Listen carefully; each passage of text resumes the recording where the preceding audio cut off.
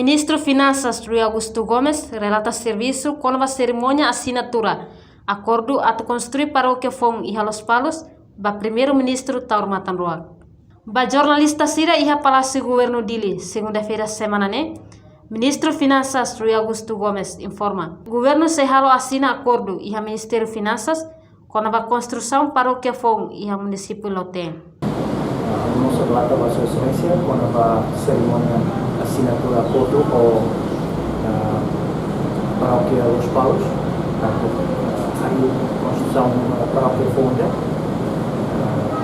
e a manobra de todos e a cerimônia assinatura e a Ministério de Finanças.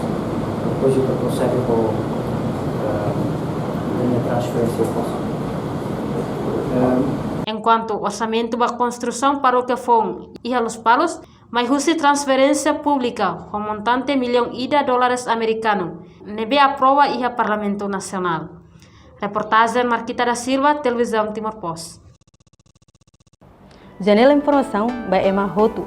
Atuheta informação atual diakliu kita haluha haneham botão subscribe, like, halo comentário no faz tutang ba media sosial Hotu.